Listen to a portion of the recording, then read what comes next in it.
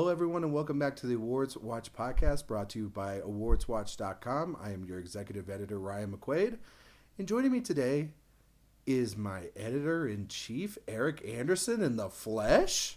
In the flesh. This is weird. This is the first time we've done anything like this before. Well, we're recording live. Well, you're not hearing this live, but we're recording it live from the Telluride Film Festival, which has just ended. But yes, this is me and Ryan's first face-to-face podcast. It's been a fun weekend. It's the 49th annual Telluride Film Festival. Had a full lineup, full coverage on the website. We had this going on as well as the Venice Film Festival, and it's the start of the Oscar season. This is the start of the award season. That's what it is. And I don't care what anybody tweets about saying that it's not. So who's saying it's not? Who would say that? Oh, people that think they're respectable. But anyway, we're here to kind of give some reactions to the movies that we saw, give some other reactions to things that have been going on. We do like something a little bit laid back more than our standard stuff. But I just want to say, first off, how wonderful this festival has been. And shout out to everyone for the Telluride Film Festival that run it, because they've done a fantastic job. It's my first time being here, and Erik, this is a overwhelming experience. The place is beautiful. The screening rooms are fantastic. And the people here, not just critics, but the people in general that I've talked to are just avid lovers of film. And that goes from people that have just bought regular passes that have come into town, to locals, to the talent that showed up, to critics. Everybody's just had a really nice weekend. And then, of course, you were here. So how was your weekend? It was great till about 10 seconds ago, but no, I love this festival. It is only my third, but it is unlike any other. It's wonderfully intimate. It's very informal, and there's no pretense when you are talking to an actor or director or somebody that lives in this town, and everybody's kind of on the same playing field, and always feels like that. Conversations happen at film festivals all the time between strangers, and this is no different. You can sit in your seat after a movie and talk to the people that you're with, and somebody will overhear it and stop you in the front of the theater outside and want to talk to you about it. And that's one of the great things about any festival, but definitely about this one and the intimacy of it. I love it. My favorite parts were riding the gondola up to the Chuck Jones and back down to Telluride. There's like two sections of the area that the festival usually runs with. And those are the best, because you are sitting in there with people that you either just saw a movie with, or if you're riding up, people that are coming from other venues, and you're talking about with everyone everything you've seen. Maybe they also ask you who you write for, and you say AwardsWatch.com. But it's just a beautiful, breathtaking experience. We're happy to report neither of us needed to use oxygen, which was great, because I think that we were worried about that with the altitude. But it's just been kind of a little bit hotter than we expected, but still great weather at night and a lot of great movies, I would say. Yeah, let's get into that part. Because I think that there was a lot of skepticism by some, not us, but by some, about the lineup. But I have to say, I thought the movies that I saw 9 titles, and I don't really have any that I downright didn't like. There's a couple that I think are nitpicky, but there's some movies that we definitely loved. And I think the first one that you and I really grew an attachment to was the opening night tribute selection for Sarah Polley's Women Talking, a movie that, if you guys were listening last week, I had in my number one spot for Best Picture predictions when we did that with Sophia. And so, wonderful tribute, I thought, for Sarah Polley. Do you want to talk about what happened when she received her medallion? What do you mean what happened? You mean who knighted her? Yes.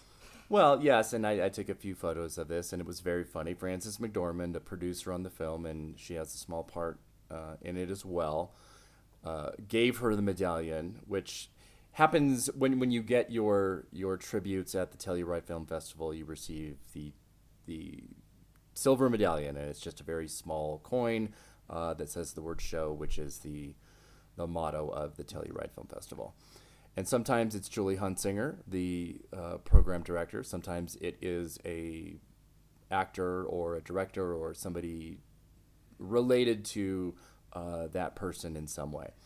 And this time it was Frances McDormand, and she popped up on the stage in her Birkenstocks, as she does. Yes, she did. And before giving her medallion, knighted her with a plastic knife. And it was absolutely hilarious and very funny and warm and very Telluride. Yes. And then we had before that, there was the loving tribute to the films of Sarah Polley. Even shots and highlights of her acting career before, and then seeing her 3 films in Away From Her, Take This Waltz, and Stories We Tell. And it's the first time she's made a film in 10 years. First time she's done a narrative feature film in 11 years for the big screen. And I'm going to give my reaction here already, Eric. I had very high expectations for this film, obviously. More importantly, I just wanted to see what I believed could be something very special. And I think we got that. It is a beautiful chamber piece. I wrote the review for the site, and I think that it's urgent. It's a little bit of a hard watch maybe for some, but it's a necessary watch. That cast is extraordinary. I don't think there's a bad performance in that film whatsoever. Polly's adaptation, her screenplay is phenomenal. The direction, maybe some minor quibbles with the lighting of the cinematography, but I got over that because I just think that the movie itself is too good, and so yeah, I'm curious. What did you fully think about it? Well, it was definitely one of my most anticipated, and one of the main reasons is because it was one of the top world premieres that Telluride got. Yep.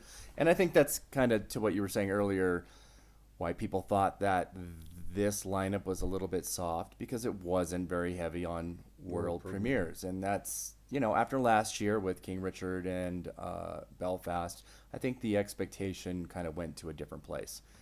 And, for those disappointed, I'm not sorry for you. That's your own fault. With women talking, it took me about 10 minutes to really get into the mode and what we were going to see. It was a little stagey. It was a little stilty. And then I didn't mind. Then it was fine. Then it got into a rhythm, and I got into its rhythm, which is really more important.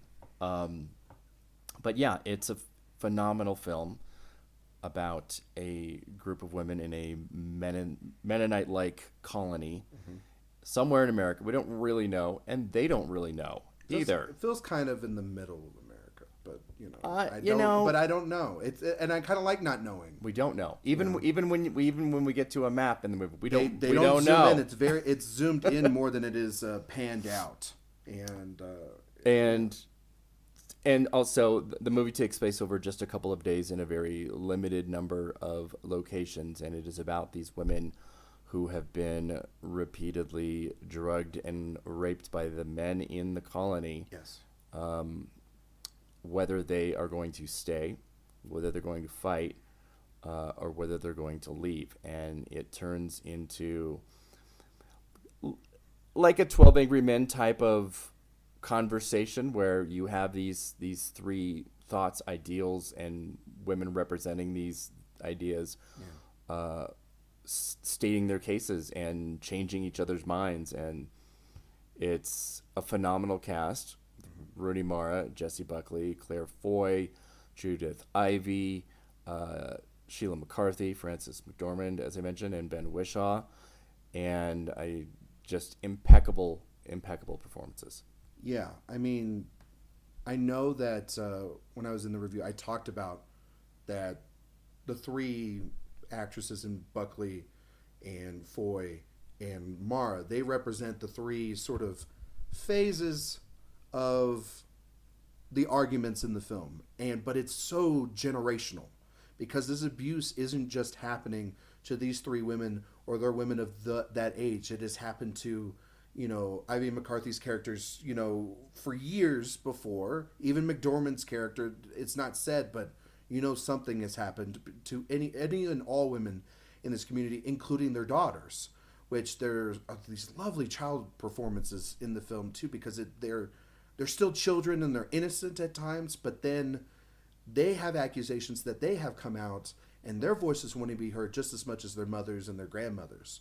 And then you have this wonderful performance. And I know it's kind of crazy to say this, but the one male performance in this movie is also very good as well in Ben Whishaw. And he plays it so vulnerable and has this great chemistry, I think, with Rooney Mara. That is it's for the audience to be able to breathe for a little bit, because there is a lot of heavy things that are brought up in the film. But I don't think it is.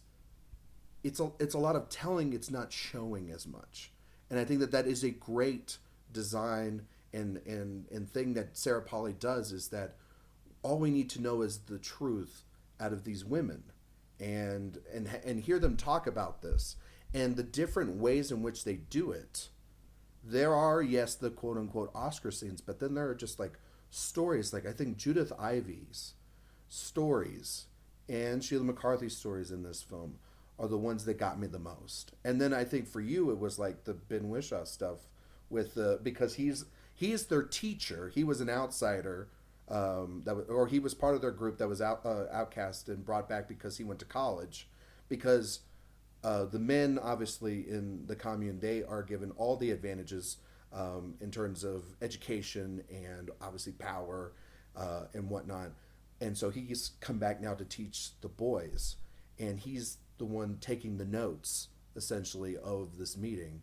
And he's very quiet for most part until, obviously, they start, talking more and more and the film unfolds. But I think Wishaw's just as good. And for me, it was Mara performance that has really stuck with me. But Buckley and Foy, I mean, Claire Foy has a scene where my mouth was on the floor. It's probably the best acting of her career. And then, of course, Jessie Buckley she's Jessie Buckley, for Christ's sake, at this point. No, everybody gets more than their share. More than one or two or more very just rich monologues, and they're all fantastic. I don't have anything more to say other than I loved it. It's great, and yep. I also think that in the awardscape, because Venice and Telluride is where we can really kind of kick so many things off, because everything that we've been talking about as being good on paper now is being seen, and so we get to have opinions on the actual content and not the idea of it.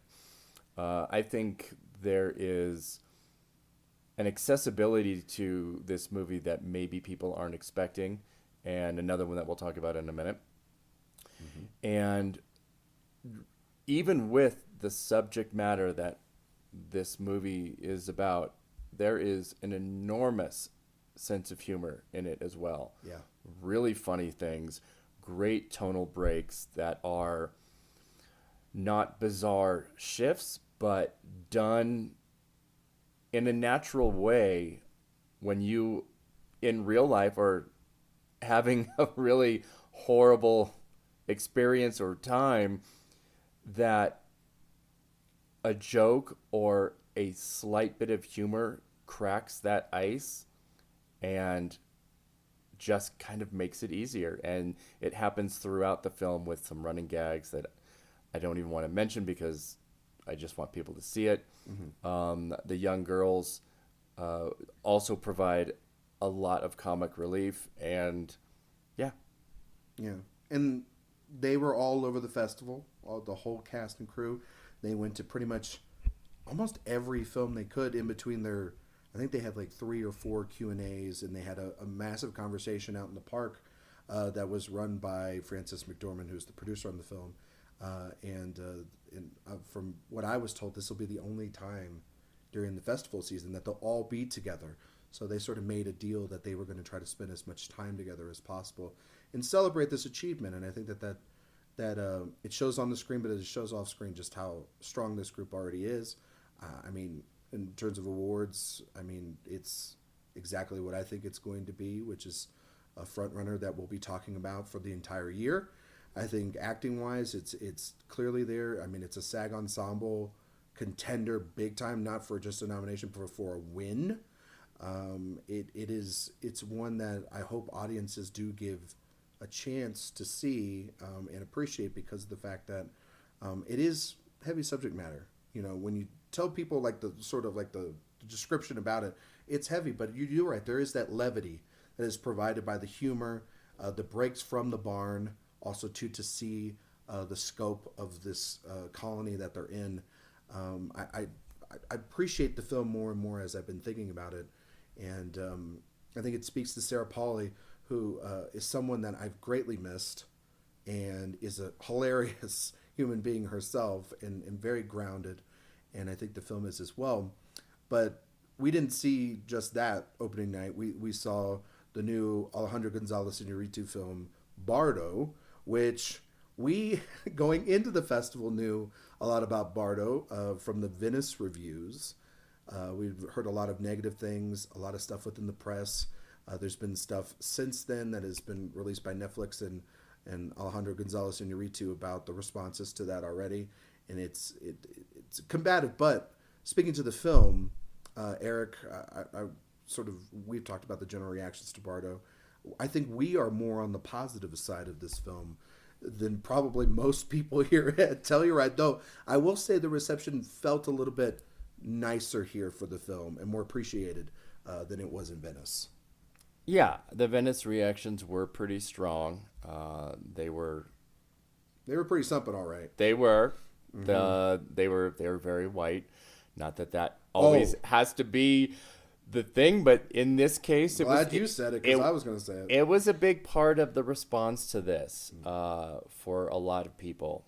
When you listen to the reactions of Mexican Americans and immigrants, they were very, very different than the European and other white American reviewers in Venice. I think when it came over here, it had a little bit of that kind of, it brought it with it. Even though it was just a matter of days, people knew what the reaction was there. So when you have something like that already, you can kind of play it a few ways. You can either expect it to be bad, and maybe it's better than you think. You can push back against these reviews. There's a lot of ways to kind of look at it.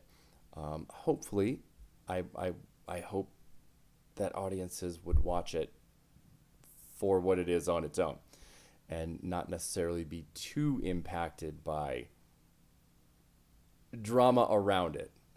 I loved it. I thought it was enormous fun.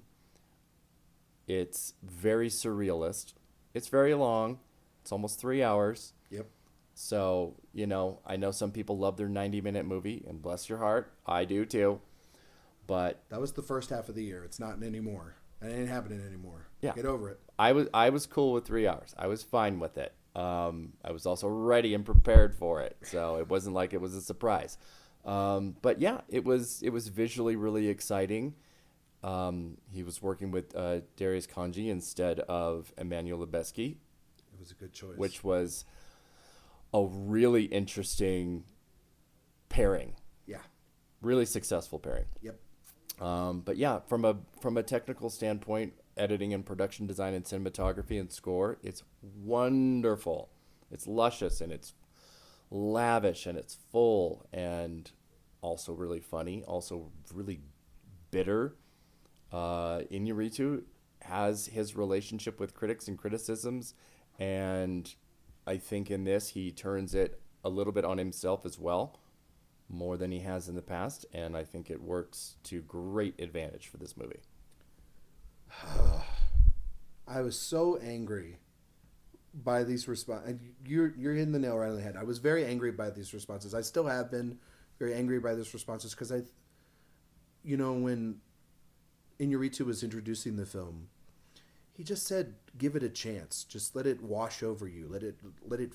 Sometimes you got to just feel a movie, And we saw this at like 9:30 at night, and it's a 3-hour movie. So like, generally speaking, if you see a movie at a festival at like 9 o'clock at night, you're most likely tired, and you're probably not going to be in the right frame of mind to see it. But there's so much to it. It's visually stunning, from a production, from the cinematography, the editing, even the score that Iñárritu had a part in. It's playful. It's a little much at times, but it's still, I still loved it and loved its scope of it. But then you have Daniel Jimenez Cacho playing this lead, who's almost like a version of Iñárritu himself, and he's so vivacious, and he's just very committed to this performance, and it's a full scope of a person right now struggling with them in their art, in their place in this country, the place for their country that they were born in, because it is about this journalist who turned into a documentarian who's famous, who's getting an award in Mexico, but he's also getting awarded in the United States. But at the same time, there's sort of a lot of this inner turmoil with his nationality and the relationship between Mexico and the United States, where that is now, what the history of that has been. And Iñárritu just had a massive interview that was then taken with quotes that were in various publications, and he's kind of upset about the fact that it's been reduced to this 8.5 sort of ripoff.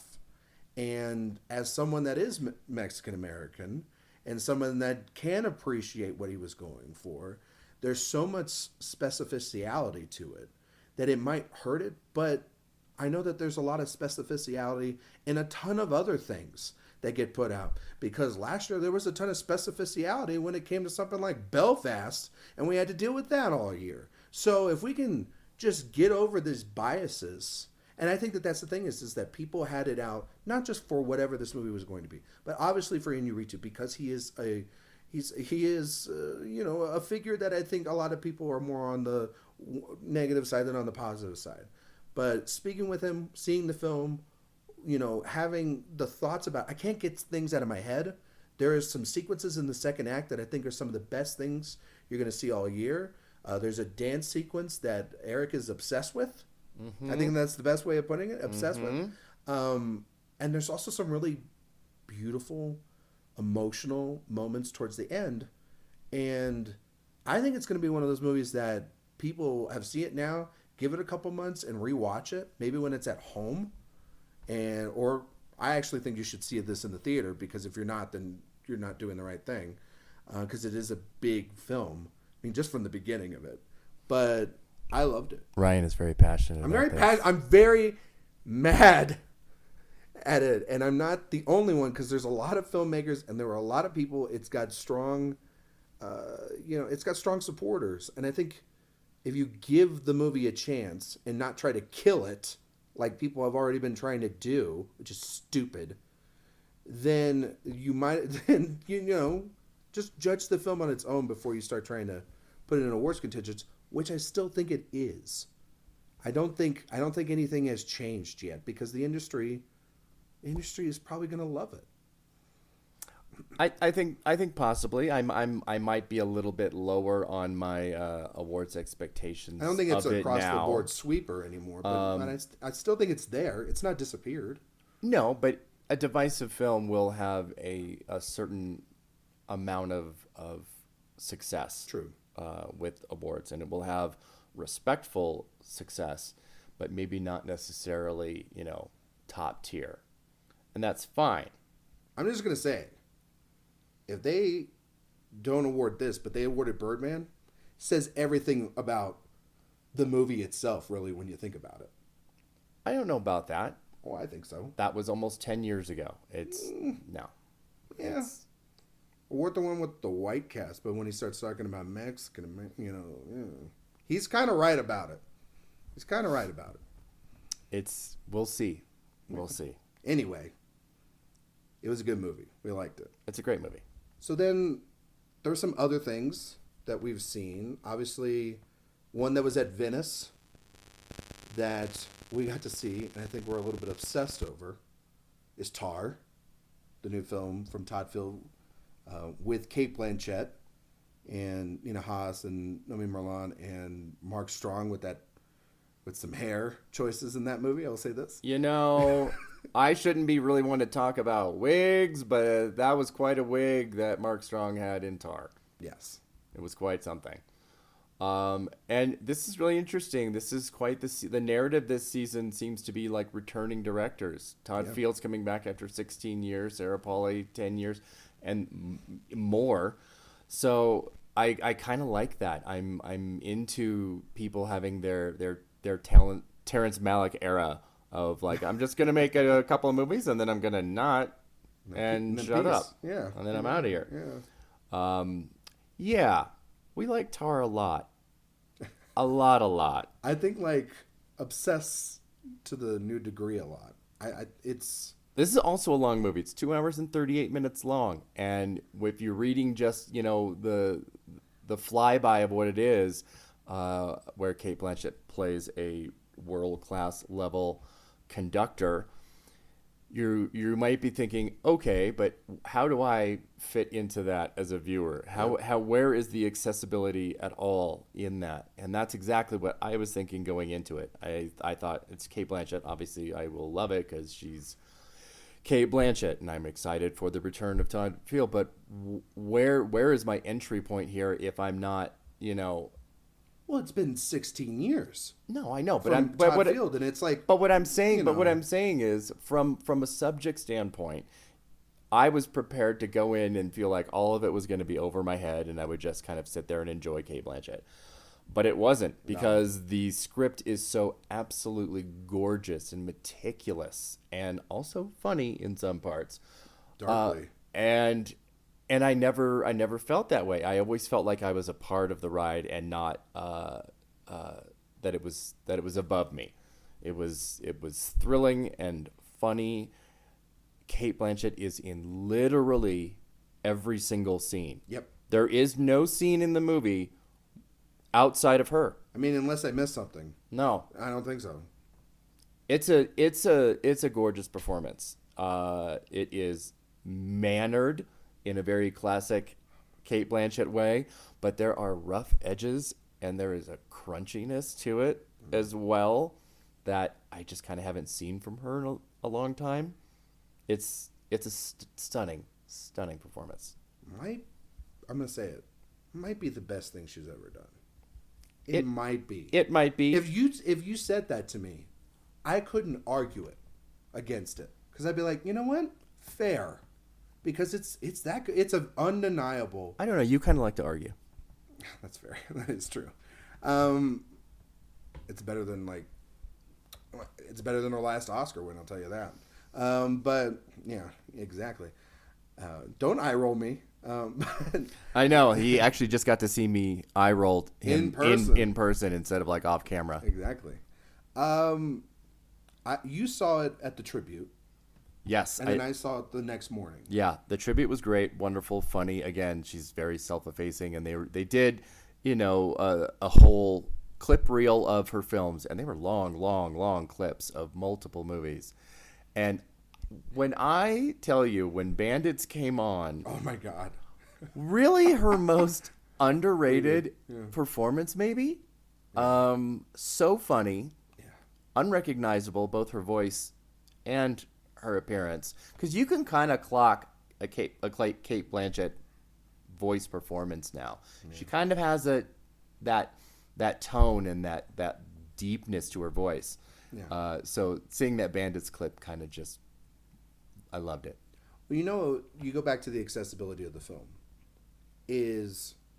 That was something at my screening in the morning where Field was introducing the film, and then she came out and spoke alongside Nina Haas, who plays her partner in the film.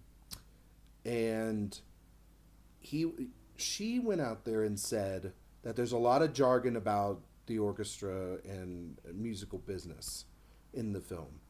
But if you just let it wash over you and just listen to the story and understand it. And, it reminded me of, like, watching something like, I'm not saying they're the same film, but watching something like Phantom Thread, where you're in a specific niche industry. And it's so niche, and you're watching all these things unfold and how it's, and the movie's really not explaining it to you. But it doesn't have to, because it's still like, okay, you can get this. And it's really not even like the thing about the movie, because the movie, I'm not going to give it away because I want everybody to see it, and it's coming out very soon.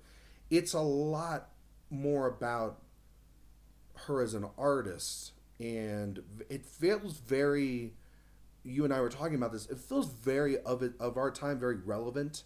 And listening to her talk about Todd Field and hearing Todd Field speak, who is also, a lot of these directors that we saw this weekend, very dryly funny in a lot of ways. Like, we'll talk about another director here in a little bit that made us laugh more than his film.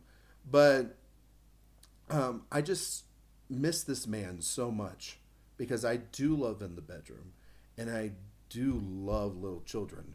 And both of those films, you're just like, okay, this guy's making a lot of movies, and then 16 years go by. And so you kind of wonder, is it going to work out? And then the first 10 minutes of the film sucks you in with the dialogue, with where we're going, the language. Blanchett's 100% committed for performance, and then it takes these darkly sort of horror, mystery, thriller elements in there. It's one that I think you got to watch multiple times to pick up everything. But I was telling you, I didn't think about Tar in a Best Picture 10, but I could see it. I could see a path for it. I do think, though, if she doesn't get nominated for this, well, that's gonna happen. That's not even. We've seen crazier things. We have, but I don't know how we would even have that conversation. Well, I don't want to say. No one says anything's locked. You don't want to say the L word. No, I don't want to say the L word on Showtime. But I think it's pretty close to it, because it is one of those performances that if people really attach themselves and like it, it's pretty undeniable, and it could be a sweeper for her. She could potentially be in the group of 4 women that have 3 Best Actress Oscars. No, she only has 1. Oh no, that's right. It was 3 Oscars in general. Yeah, there you go. Yeah, she'll be Meryl Streep or Frances. No, Frances has 3 lead wins. Yeah, Meryl has supporting and 2 leads. That's fair. She would be exactly the same as Meryl Streep. So she would be the Streep of our time. Yeah, with like Put that on a dozen fewer nominations. Yes. But should have had a dozen more nominations. But for a movie that, again, on the surface seems like it's about one thing, it's not really about, like her being a composer. Gender comes into it throughout, right at the beginning of do you call her maestro or maestra, and that kind of keeps permeating throughout. But the overarching thing that the film is really about is the power of celebrity, the ego of celebrity, because cancel culture is a very big part of this movie and of the storyline. There's an entire sequence at the Juilliard School of Music that I think is going to there's going to be a lot of conversation around it, and it's a brilliantly written and acted scene, one take. It's incredible, but it's very much about people at the highest level of their craft feeling absolutely impenetrable, and that there are no consequences for anything that they do. And in this case, there are and there aren't, and it's exciting to watch. It's fascinating. Yeah, I loved it. We loved it. Yep. I'm gonna say it. It's my favorite film of the year. It's only September. It's only September, but I don't think many things are gonna beat it. I want to see it again. No. I told Eric I wanted to see it again before the end of the festival, and he said, "You're crazy. That's not gonna happen," and it didn't. We haven't seen Avatar 2 yet.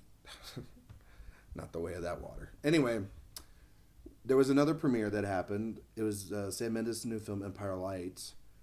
I think, the more I thought about the film, the more I actually have really liked it. But it was weirdly, unexpectedly what I thought it was going to be. I thought it was going to be this massive love letter to cinema, and it's actually more like a love letter to theaters, just like the movie theater in general. But it's really about Olivia Colman and Michael Ward and these two people that work in this movie theater and the connections that a movie theater can have with you. I think this is like Mendes' best work in a long time. I'm on record, I'm not a big 1917 fan, and his Bond stuff is one's good and then one's Spectre. And so, but I think this is like his best work, technically, and just the overall film since Road to Perdition. And Olivia Colman, talk about another Best Actress performance that is just, just good God, an embarrassment of riches this year.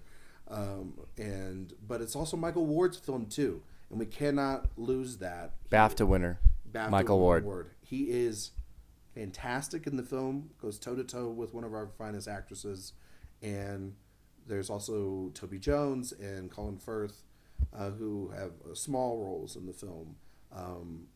Toby Jones, I think, is actually really good in the film. I wish there was a little bit more of him.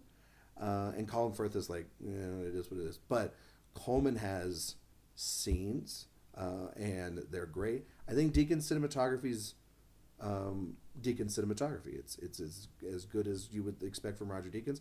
I think the Trent Reznor and Atticus Ross score is fantastic. But I think the more I've thought about it, the person that really shines the most alongside Mendes' direction is Lee Smith's editing in the film. I think his editing is something that when I was watching the film, I thought it was really what? I thought it was really well done. No, that's interesting because it's the editing that I think is the folly of it. I love the movie. I think for most of the film, I had issues with the third act, and I wish things and scenes had been moved around for a different impact. But what's the difference between just ending a film and not continuing it? And that's a Mendes decision more than I think a Lee Smith decision. Wouldn't you say? Possibly. Yeah. Yes, but an editor also can give a cut of a film and say, well, what do you think of this? Well, that was the thing too, is they just finished cutting the film last week. A week ago. Which is, you hear that all the time, but that's like, wow, okay, cool.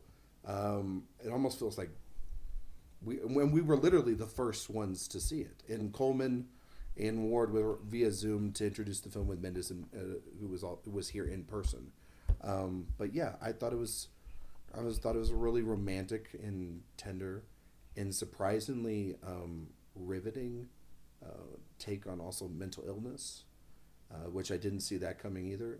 It's also in an era of England at the time, with Thatcher and the rising of radicals and a ton of racial politics that are put in front and center in the film too. There's a lot of elements going on in this movie, but I think Sam Mendes really brings it all together, and I think it's a really good little film.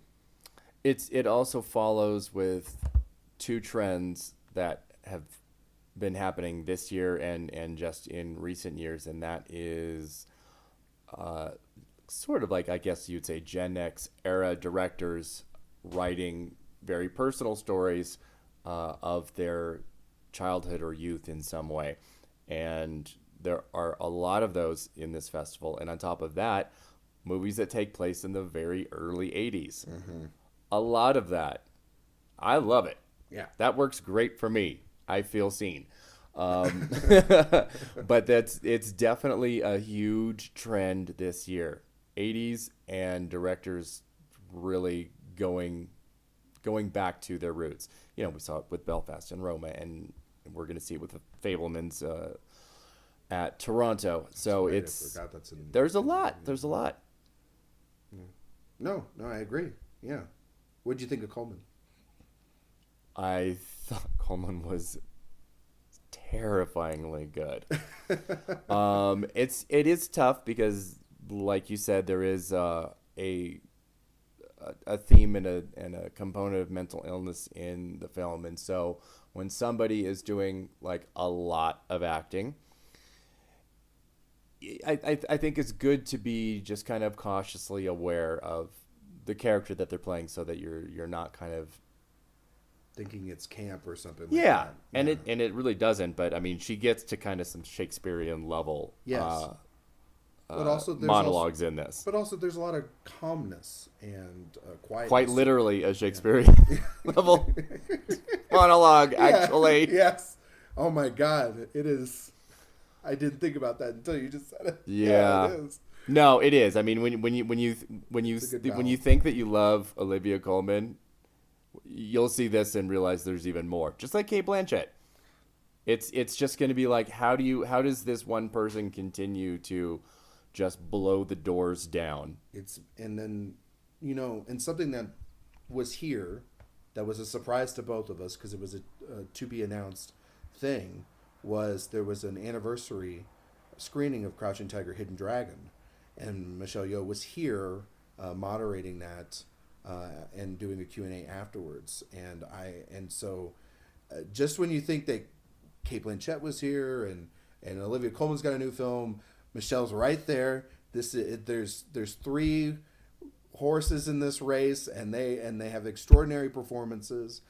There's some others that we've heard about that are coming too. And so it's a fascinating Best Actress race this year. It's a very good Best Actress race. Yes. A lot better than Best Actor. A lot better than last year's Best Actress. Yeah, well, the last 2 years to be frank. Other things that premiered or that you saw. I mean, we saw Bones and All today, the new Luca Guadagnino film, which is an experience that you and I looked at each other afterwards and went, "That's our kind of movie." Like it's insanely. It is finger looking good. Oh my God! It is so tasty. Very tasty. Also takes place in the 80s. Yep. It is a cannibal love story road movie. Who'd have thought? And it's everything that just sounds like right there. But in the best way. But there's a lot of heart to it. It really is. And there's a lot of gore. There's a lot. It is wild. It's like Catherine Bigelow's Near Dark. It's little Badlands. A little Malick sometimes. Little bit. I wouldn't say that much. A little bit. Yeah, a little bit. Well, it's also just too like it's the melding of really Guadagnino's last two things that he's done, which is the sensibility of and romance of Call Me by Your Name, and the bombacity and goreness of something like Suspiria. Yeah, it is a pretty interesting convergence of those two. It's like an ending of a trilogy I didn't think we were going to get. Yes. And this is Taylor Russell and Timothée Chalamet, who are perfect, wonderful. And then there's Mark Rylance, who gives one of the craziest performances of all time. I mean, like, it is a wild villainous turn from one of our great actors. I think you said something interesting as we were walking out of the theater. Well, I just said I'm not a fan of Mark Rylance. Wow, we got it on record. At all. We're never getting that interview. Great job. But I loved him in this. I think it's my favorite thing he's ever done. Absolutely scary, creepy, also a cannibal with a whole lot of icky motives. And he puts on this voice that's sort of somewhere between like a Muppet and the old man from Family Guy that's just like, "Hi, my name is Sully." I don't even, like, that's not even doing it justice. If anyone was doing the bingo at home and had someone doing an impression and you had Eric, you won. I'm sorry I let you down. Holy hell, what was that? Yeah. It's a great performance, and it's terrifying. It is all the way dialed up to 11. Yes, but in the best way. Because what's funny about it is that Venice, it got a lot of great praise out of Venice. And I would say audience here were mixed on it.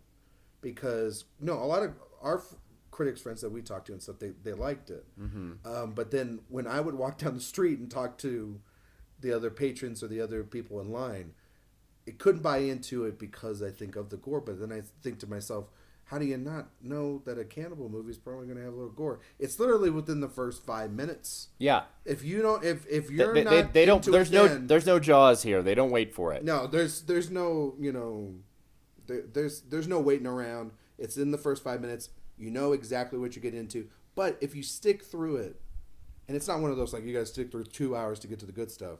If you just buy into it, it gives Taylor Russell's extraordinary performance. Chalamet, I think he should just work exclusively with Luca Guadagnino because those are the two best performances probably of his career. And he's fantastic. He's so good in the film. And then you didn't even mention Michael Stuhlbarg, who's just... we're not recovered from that. I'm still absolutely not recovered from Michael Stuhlbarg's appearance. Yeah, not even just like him showing up, but just his. Think if Danny DeVito's Penguin from Batman Returns was in Hillbilly Elegy. Yeah, and that's Michael Stuhlbarg in a great way. Bones and All.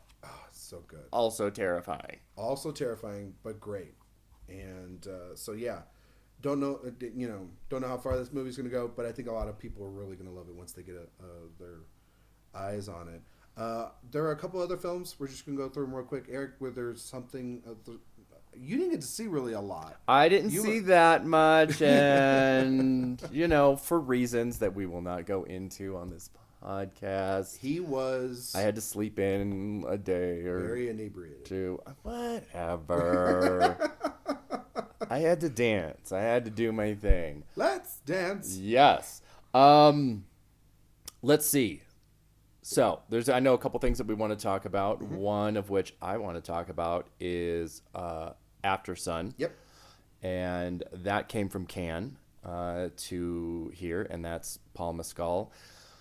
And it's sort of, what do we want to say? Somewhere between like Come On, and the Florida Project. And the Florida Project, a little bit of that. It's very, very indie. It's very A24. It is A24 in the best way, and it is a very A24 film because it is their film.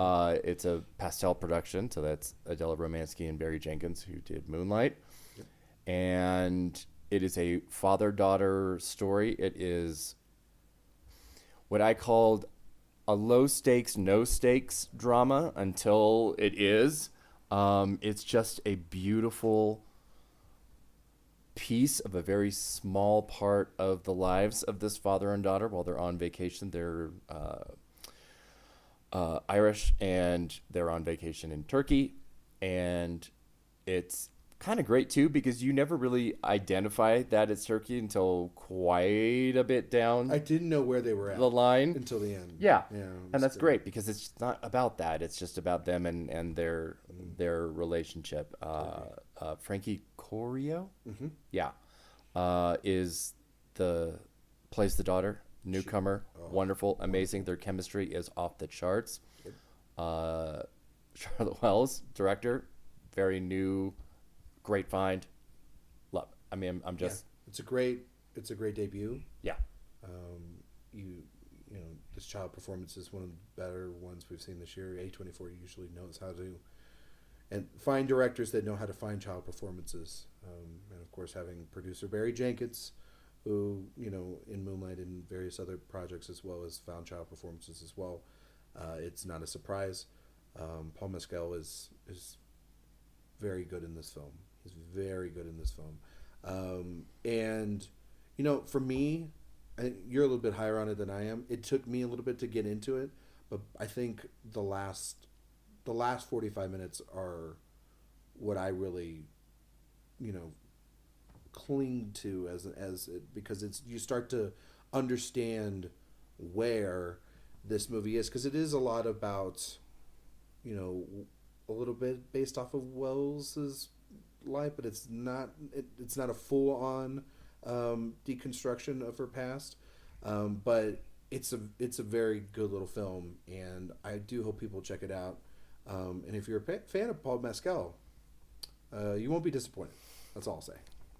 I don't know what Ryan could possibly be implying that you might see of You'll see a good performance of him and some in other this things as well. Yes, but you know, I think keep an eye out for it at the Gotham Awards and the Spirit Awards. Yeah, feels very Gotham-y.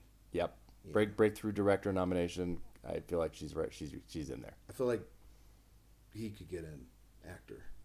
Yeah, like Indie Spirits. Yep. Yeah, big time. What else? We saw? Speaking of child performances. Yes, I think we're gonna go right into Armageddon time. Unfortunately, Eh, it's the one thing. Yeah. It was the one thing you and I were not as high on as everybody else, which is shocking because we were high on a lot of things. Maybe the altitude too, as well. But yeah, Armageddon time, new James Gray film, starring the great Anne Hathaway, Jeremy Strong, Anthony Hopkins, and Banks Repata. Banks Rapata. Rapata, sorry. I don't know. It's late. There's only one T, so it might not be that. But yeah, it's this. It's new James Gray. Love James Gray as a director. I'm going to state that up at the front. But it's sort of autobiographical about his time in the '80s in New York, and this relationship that Paul, the Repeta character, has with a young African American male in his class. It's also this family drama. It's also this grandfather and grandson story. There's a lot of things going on. Yeah, it's just about Jewish immigrants, Yes, and it's the rise of Reagan is in the backdrop of a lot of it, as well as the rise of Trump, the Donald Trump of it all. And so there's a lot going on. This is the new cut, evidently, of what was, I think, a 2.5 hour film at Cannes. Yeah. And now it was condensed down to about 2 hours. So he cut a lot out. I kind of wish she might have kept it in to bring some connective tissue, because I think some things could have been cut. I think it's either you needed some more stuff to bridge things together, or you needed, to cut it more. I think every actor's, you're right, in a different film. Can we talk about Jeremy Strong, who is a lovely man? By the way, we got to meet him and everything. He is lovely, and he is passionate, and man, he's going for it in this movie. Yeah, it's. I liked it a little bit more than Eric. I was like, I'm kind of for it. It's a voice, and that it's an accent choice. It's a choice. Yeah, he's doing that his director's accent basically, because that's exactly almost like how James Gray was speaking when he was introduced, which is he was hilarious. Yeah, James Gray opening the film was very, very funny. Can we get him to do a stand-up special? I wouldn't hate that at all. I would not hate that. He was. But yeah. I mean, Jeremy Strong was quite. I can't even mimic the accent because it would sound so terrible. So I'm not going to. Yeah. But it's a lot. It is a whole lot. Anne Hathaway fares a little bit better with that. Well, the best performance in the film is Anthony Hopkins. But the best is Anthony Hopkins. Yeah. I mean, who doesn't love a warm Anthony Hopkins grandpa performance? He's got to stop doing them, though. He's gonna. Stop it. No, that's not what I mean. He's got another one coming in like a week with the sun. No, but he's got to stop doing them because he's devastating in this film, and it's when the child performance actually is at its best, because when it's not. I mean, it's a rough movie. It's trying to think to say too much, and it's one though that a lot of people really did connect with and really did love, and so I think this is why people are having a lot of issues with directors that are writing these personal stories. And that's that because they are personal stories to that director, I think it's hard for them to have distance from it. And I think as an audience and as a viewer, you see the things that maybe shouldn't be in there or that needed more. Or maybe speaks to them but doesn't speak to speaks to the director but doesn't speak to the audience. Or possibly missing a universality. Yes. Or it's like you had a message here but you couldn't find it. And sometimes it misses. And it's a shame because I love James Gray. When he makes a great movie, I usually become obsessed with it. But this one, I definitely think it's on the lesser for him. Still a wild jump from Ad Astra to this, though. It is. Oh my God, it is. Well, I saw two films that you didn't see because you don't love cinema. And I saw The Wonder with Florence Pugh, which is her best performance probably this fall, right? Hey, well, I've seen Don't Worry, Darling, and you haven't. She's great in it. Well, neither of us have seen Puss in Boots 2. That's true. Yeah, so we got to wait. We got to wait. Yeah, we can't put that hyperbole out there. But it's a really good gothic thriller. I don't think that it's... I was watching, I was going to be like, oh, God, is this going to be like Lost Daughter, where I'm not going to like it?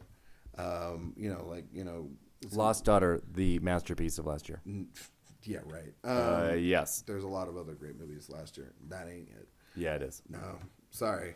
But no, and I thought it was going to kind of be like that because it was a little bit slow in the beginning of it, but by the middle it really connects.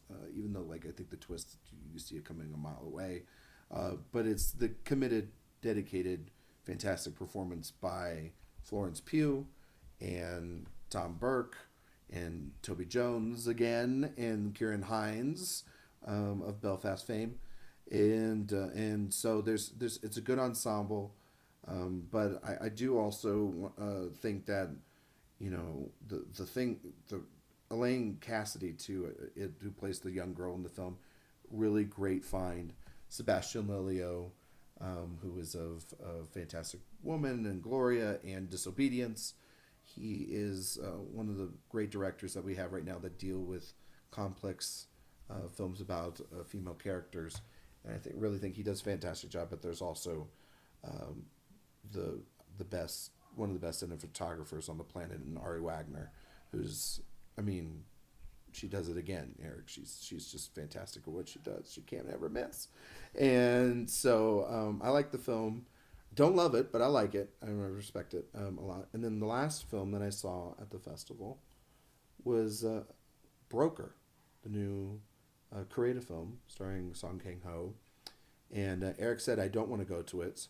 And so he had a decision to leave there. And oh my God. And it's a real shame. This is what I've been dealing with for 4 days, is those kind of jokes. Yeah, but it's not like he doesn't say them back either. But anyway, there's no evidence of that. Yeah. So we found out that Japan did not pick Broker, the slight chance that it was going to pick it for international competition at the Oscars. And obviously the decision to leave was picked as the selection for Korea. Mm-hmm. And so this movie now sits in the ether. And it's a real shame because it's a beautiful film that you just expect Korea to knock everything out of the park like he always does. And Song Kang-ho, given much more than what he was given in Parasite, even though he's fantastic in Parasite, is another level here. It's an ensemble piece. It's also about an issue that I completely did not know that was an actual thing.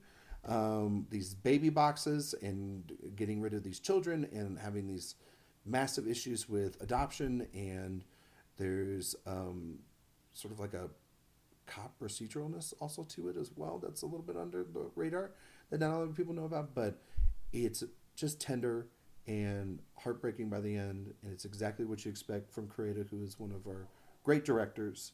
And I could see Song Kang-ho getting some critics' love.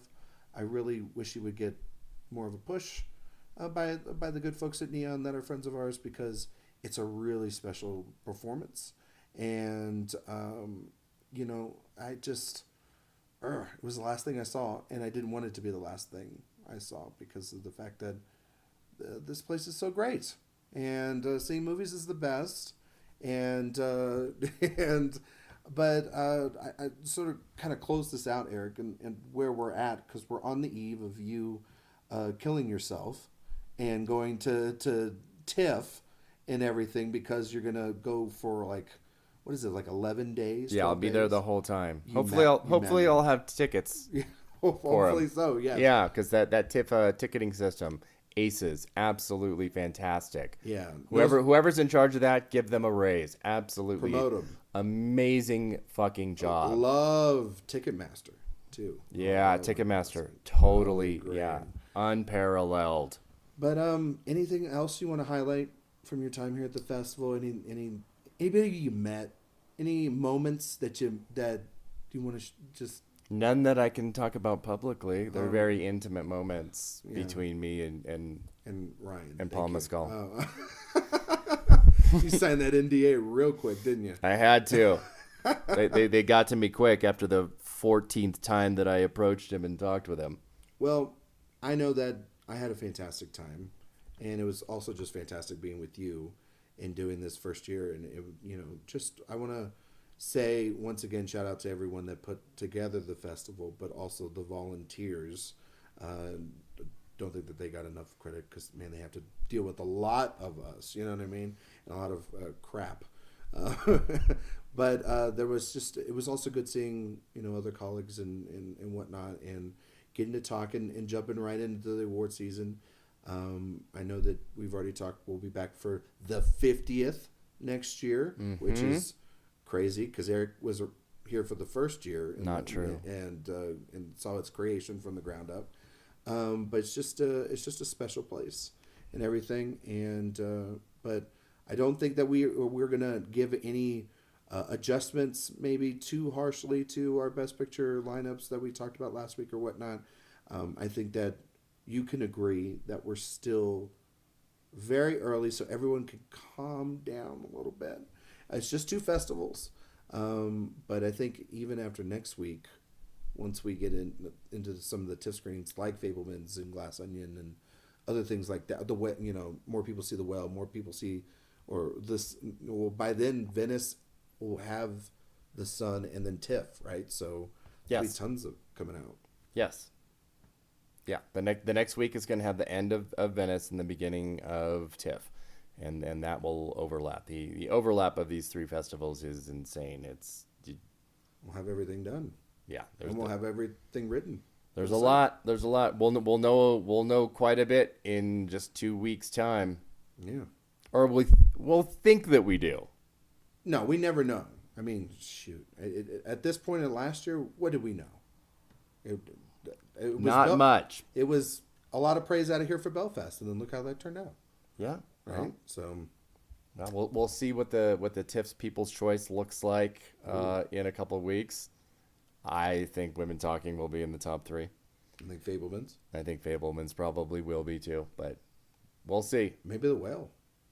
We'll see. People love Brendan Fraser. Yep. Amazing response at Venice for The Whale and Brendan Fraser, and he's going to bring that over here to TIFF, and it's just going to keep going. Great response also for Banshees. Yes. And Colin Farrell. Yes. And Brendan Gleeson's performances. Yeah. So. I think Colin Farrell's going to be the one that rises from that. Oh, you think so? Yeah. Yeah, you think so, huh? This is an off-camera thing or off-mic thing, because I was saying to Eric that I think Colin Farrell could potentially, for his ginormous year that he's had, and turn Banshees of Inisherin, this performance, into something. And then he's like, oh, no, that's not going to happen. And then look at all the responses for it. You know what I mean? So, we'll see. Yeah, we'll see. It's still a long ways to go. But I think that's going to do it for this little dispatch fun stuff. I don't know when we're going to do another show, because everyone's going to be at TIFF. So we might be just taking a week off and have everybody come back, and we'll do a big TIFF roundup with everybody. Oh, actually, I lied. Right on air, I lied. We'll actually have an episode with myself and Tyler Doster to talk about the Emmy reactions, because while Erik once again is abandoning television for the movies and doesn't love television anymore, the Emmys are happening next weekend. The Creative Arts Emmys have happened. There were a lot of great wins. We didn't even get into that. That's a whole nother show, probably. That's not this show. Yeah, but that's not what we're doing here. But that's what we'll be back next week too. Maybe, Erik will be there to... No, he won't be there. He doesn't love television anymore. I'm going to miss the real Emmys because I'll be at TIFF. It's heartbreaking. No, it's not. It is. You don't like television The anymore. Emmys were supposed to be the 19th, the day after TIFF ends. And that would have been perfect. Oh. But no. Oh, no, you just had to go to TIFF. Yeah, I did. Yeah, I know you I did. did. But do you have a ticket? Anyway, thank you guys so much. Or actually, Erik, can you tell everybody where they can find you on the internet? Yes, of course, obviously, AwardsWatch.com. And on Twitter at awards_watch and AwardsWatch on Instagram. You can find me on Twitter at Ryan McQuade 77, as well as on Instagram and Letterboxd. You can find me here at AwardsWatch or In Session Film, Playlist, Film Speak. And also, last thing before we go, Erik, I wouldn't have been able to come to this festival without you. I love you so much. This was a blast to be with you, even though we always drive each other crazy. Even when we're thousands of miles away, we still drive each other crazy. But this was a blast, boss, and I can't wait to do it again next year with you. It was great, and I was really glad to have you here, and I wouldn't have had anybody else.